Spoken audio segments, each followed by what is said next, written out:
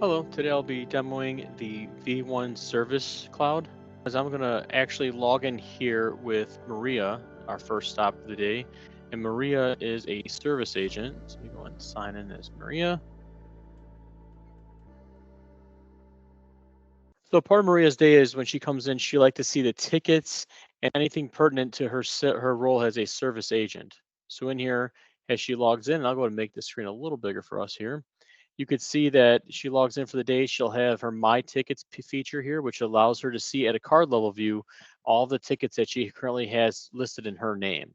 So you can see that she has 8 open tickets, 1 in process, 1 complete, and 1 that requires work. And we'll go into the depth on how these processes work later in the demonstration here. So for Maria's day, which let's come in and see again, as you saw in the previous demonstration, the home page here again is completely configurable. So if she comes in and wants to move cards around, or maybe has no need to see a select card, she could come in and simply hide it and save it. And now that card will be removed from her view. If she develops or if she creates, in this case, any nice reports she wants on here, she could have those populated here as well. At the bottom, you can see her actionable items. So I think she has to take action on. And this is basically Maria's living homepage, or what you see when she gets in the morning and actually logs into the system. Our first stop of the day is we're going to go to actually one of her tickets. So we can see one that's in process here. Let's take a look inside of that one. So Maria could come in and now take a look at a ticket. So what's important here is, how do tickets come in? So we connect and integrate with multiple systems. You could have an email generated ticket, meaning that an email could be typed into a support channel. In this case, let's say it's asrdigital.com/support. If they email that subdomain, it can flow right into the system and create a ticket in here. If our system does not know who is the recipient on that particular email that's coming inbound, there's a section that will queue and hold unassociated tickets, and those will be released once you actually look at them and want to release them into the system. So we do have that access control point there as well, so that if you are getting junk mail maybe to that support channel, we could stop it from creating any tickets inside of your solution as well. So emailing is one. We also have the ability to do phone calls. So you could have a phone call come in and actually create a ticket as well.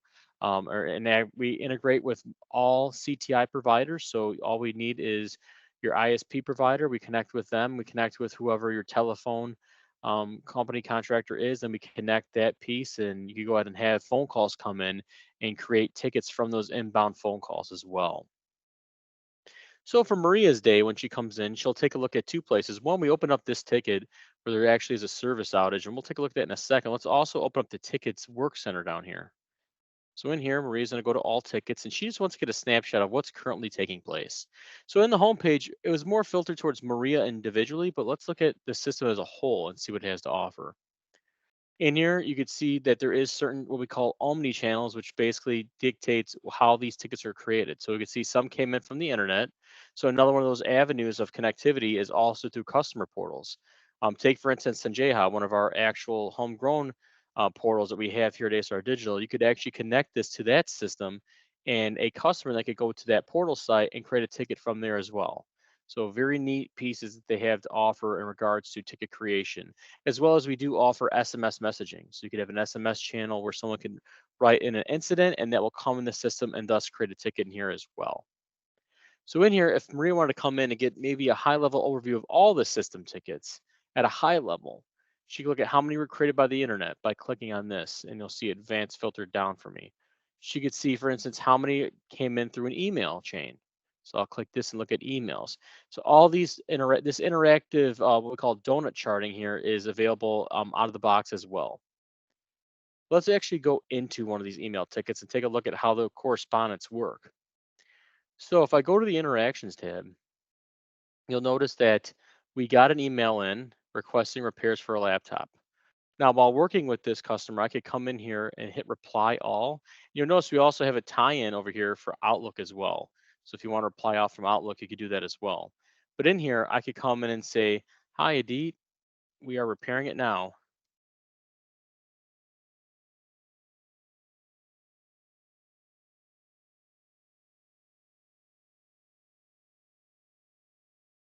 And I could go ahead and send that out. And what that's going to do is it'll send out this email, and that email, along with any attachments, if I have any attachments on there, it'll go out to him and update him, and he could write back and forth to me, and we could correspond right inside the system. What's neat here is if you do have any SLAs or service level agreements, this operates the same way as well. So if you have a service level agreement that says, hey, maybe we have to get back to a customer every 2 hours based on it being a priority immediate, this works the same way. It'll dictate what we call time with agent and time with customer, and that will dictate those SLA hours for you as well.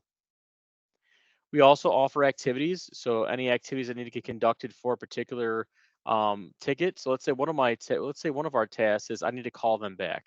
So I couldn't help a deed out. I got to give them a call back. I could say, I'll append here, call a deed back,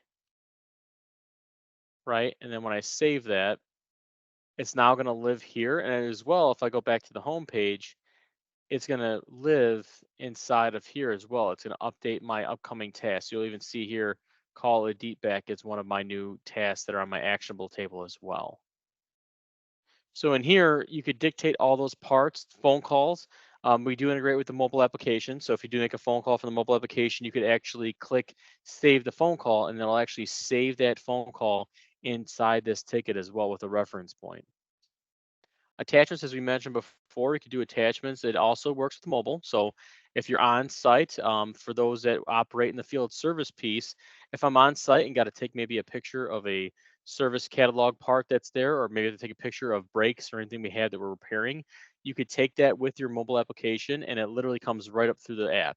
So you'll take snapshots, and you'll see that here in a demonstration coming up shortly, that you could use that mobile app and actually get those pictures submitted right up to a ticket. Note taking, we offer both internal notes, and then there's also external notes as well. If you have a customer facing portal and you want to be able to update notes so the customer can see what is going on inside their ticket, you could have that extended as well. And these notes, internal notes, will actually live with us, and those external notes will be client facing. Skills is a very important piece here as well. So if during the course of this discussion with this customer, Maria determines that the customer does need to have an expert go out to the site and actually do some servicing for them, this request, you could dictate what skill sets are needed inside of this ticket to do the repair. This is going to come into play with our next persona that I'm about to show, which is Michael, which is in the dispatching world. So this is the field service part we offer in the system. Michael will be able to see that this particular repair requires a skill set, which will help him actually provide the right technician for the job. Time entries, we do track time entry as well. So if I was working on a particular item, I could click start recording, and what that will do is actually record my time. And then once I'm done, I can hit stop recording. We do integrate with third-party time tracking software. So we have experience with things called OpenAir, which is another customer client piece that will track time you spent on a particular repair or fix. And that can submit up through here. And the neat piece here is when you have a back-end ERP solution, I could track my time, and then I can release my time and release my billing into an ERP solution for billing, right? So in here, if I would take an example of this ticket, I can mark this cabling that I'm doing, and I'm doing some doing a server setup, but my actual services, how much time I spent doing this, we need to bill the customer for that. So in here, you could actually do a billing processing where I could actually send out this bill by releasing or finishing my work, and this will go out to our ERP or to any solution that we can connect to through APIs and actually submit for a billing request.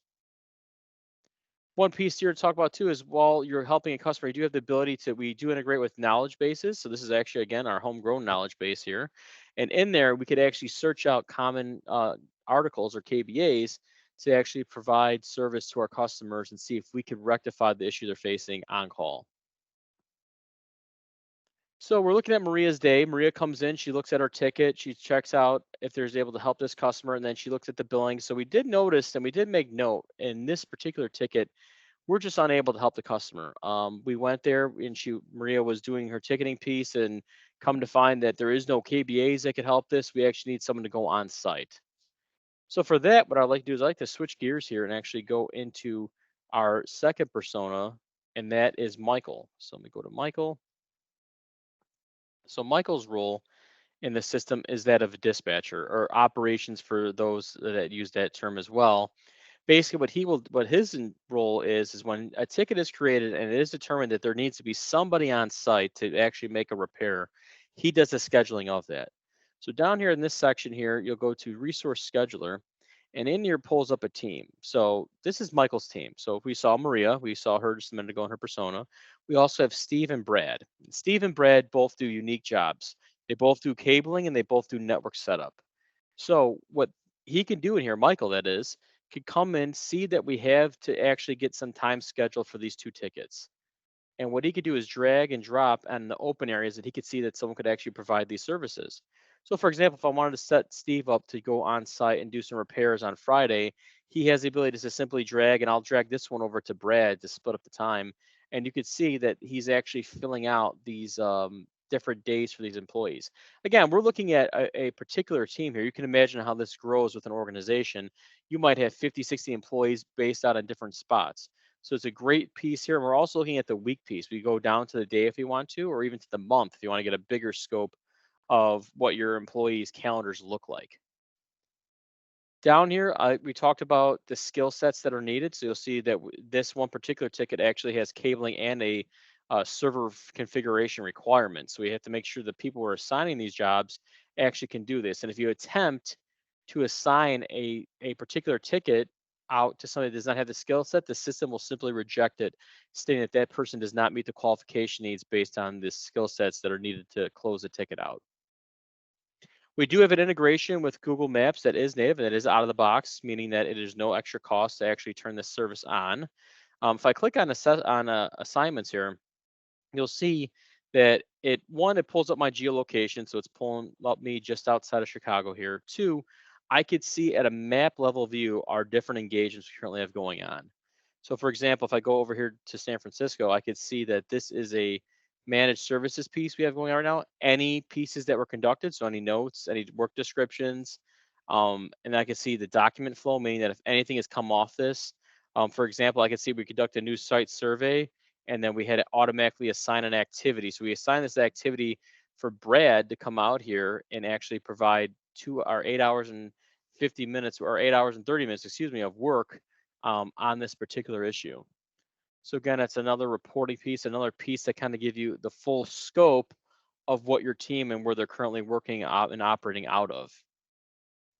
One important thing that we could talk about as well is regards to tickets and how we actually bill out. So a neat piece here is we talked about how you could actually bill out a customer. What if we actually have a bucket of hours that are purchased on the contract level, meaning that customer comes to us and says, we want to purchase 80 hours of your managed services or on-site services feature.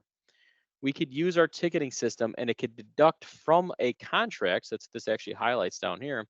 We could deduct from a contract that bucket of hours while we're working. And let's say we've reached the bottom of the barrel and they only had 50 hours and we use 60. We can bill that remaining 10 and have the other 50 covered on that contract that was still in play. So it is a native feature inside the system. One piece I'd like to cover now is the mobile application. So for that, I'm going to go ahead and share my screen here. Now in here, in the mobile application, we do offer it for Android and for Apple. So we do cross platforms.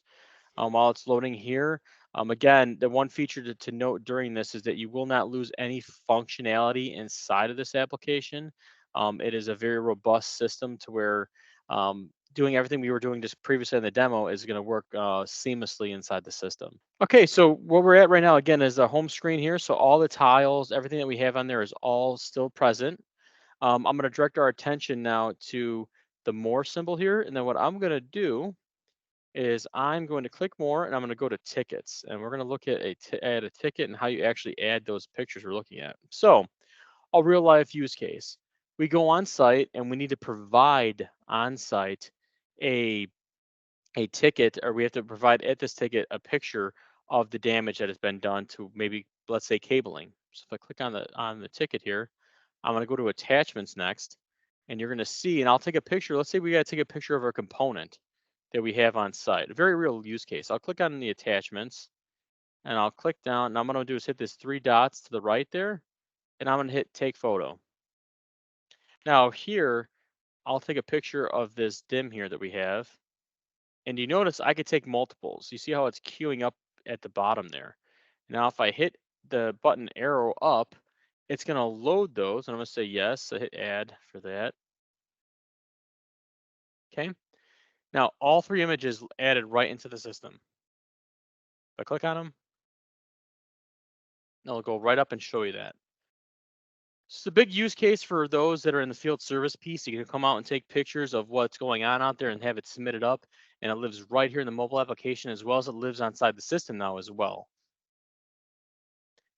We also offer the callback piece. So we talked about how if I make a phone call out, the system will know. So for example, if I click on the number here, and I won't complete the call so you don't bother somebody, like cancel here, but you'll notice it asks, do you want to dictate that new phone call you just made? So if I say yes, this will now record that, and again, it's living history for all those that are in the system to see that we actually have a phone call that was conducted. So it's another one of those collaborative pieces inside of the system as well. I'll hit cancel on this. I hit back to the home, and let's bring this full circle around here this way as well. So, through the demonstration today, what we kind of targeted out was two personas. We did the sales representative or sales rep, and we looked at an operations person as well.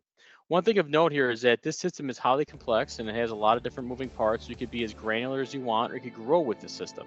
So, with that, if there's anything you would like to see further in demonstrations of whether sales or service cloud, please feel free to reach out to ASAR Digital and we can schedule that a one-for-one demo for you to show you the full capabilities of this system.